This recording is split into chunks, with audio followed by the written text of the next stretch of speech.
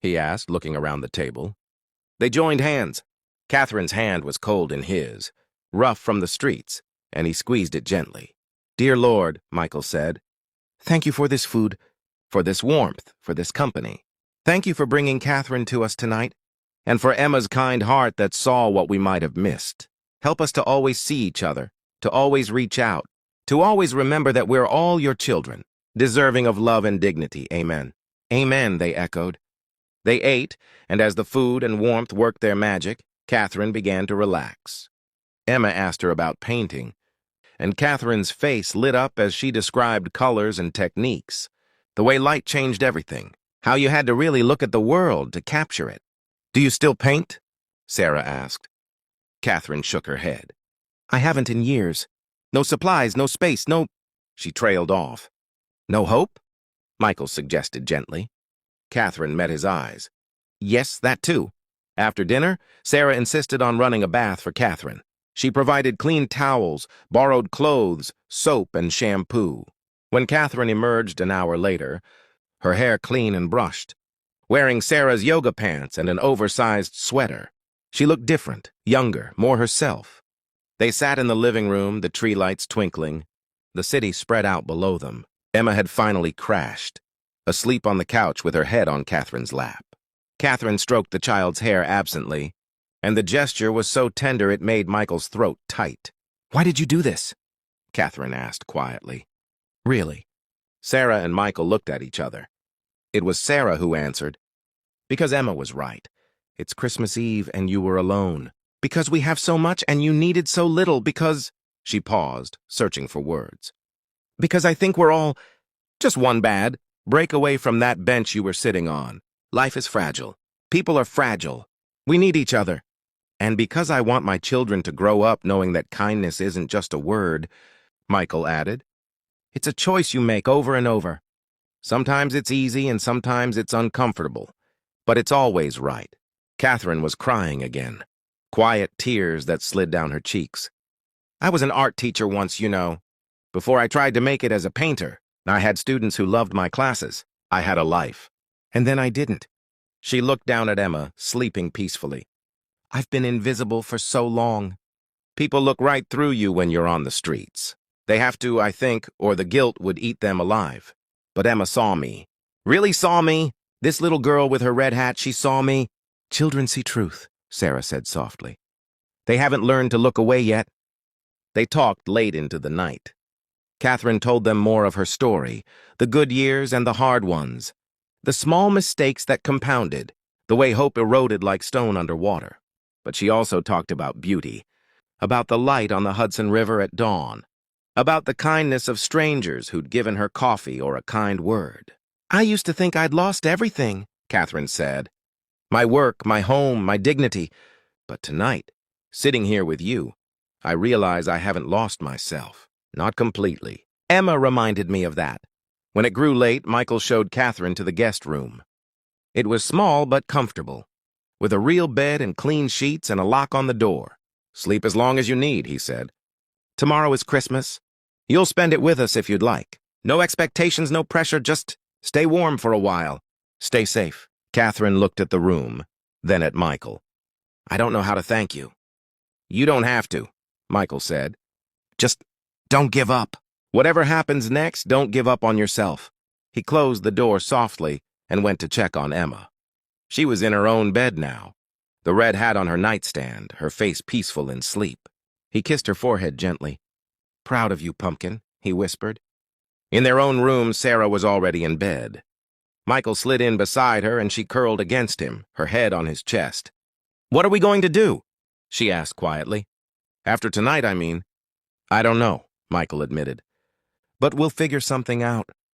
Maybe help her find services, a shelter program, something better than that bench, maybe—" He paused. "Maybe we'll just be her friends. Maybe that's enough." "It's a start," Sarah agreed. They lay in the darkness, listening to the city sounds muted by snow, feeling the warmth of their home around them, and the new weight of responsibility they'd chosen to accept. On Christmas morning, Emma woke them early as children do. She ran down the hall, then came running back. "Catherine is still here," she announced joyfully. "She didn't disappear." And she hadn't.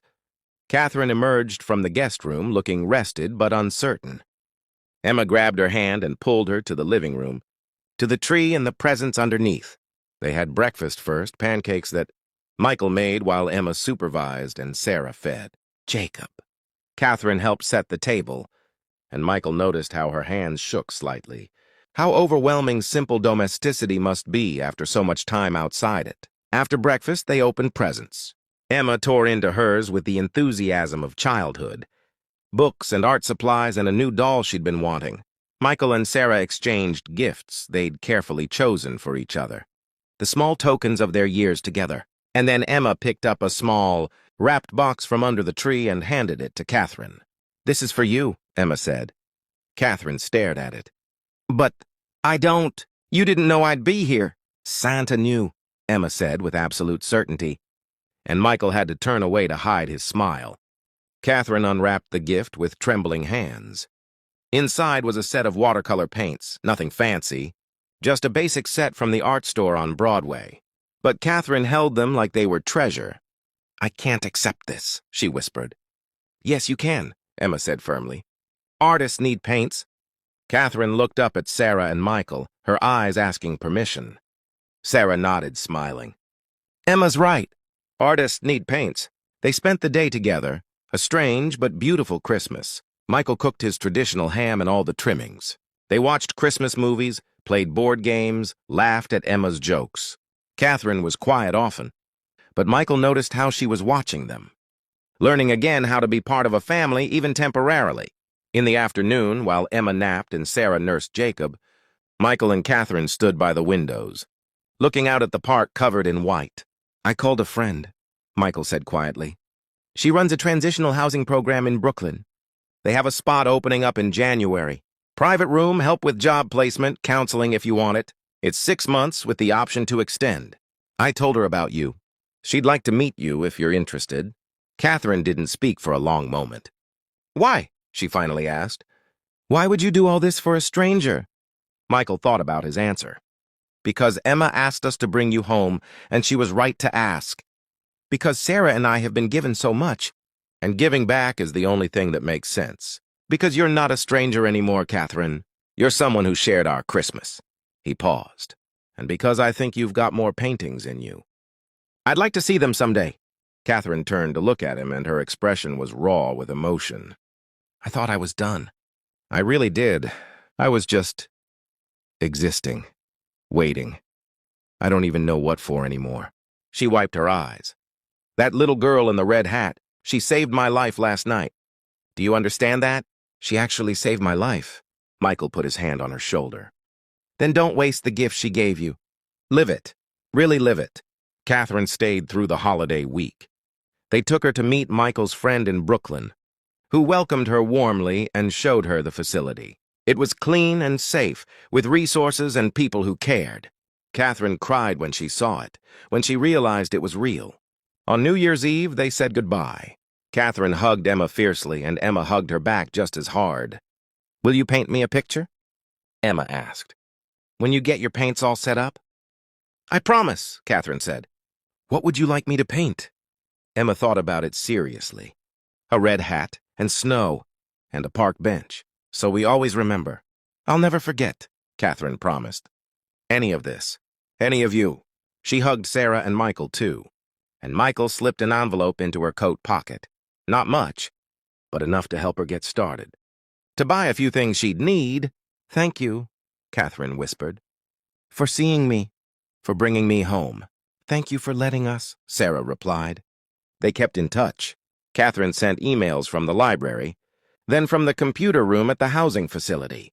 She got a job, just part-time at first, at an art supply store, but it was steady and it was hers. She started painting again, tentatively at first, then with growing confidence. 3 months later, a package arrived at the Harrison apartment. Inside was a painting, beautifully framed. It showed a snowy park at twilight, street lamps glowing, and on a bench sat a woman in a thin coat. But approaching the bench was a little girl in a bright red hat, her hand outstretched, and behind her, a family, father, mother, baby, all haloed in warm light against the blue winter cold. At the bottom, Catherine had written, Sometimes Ong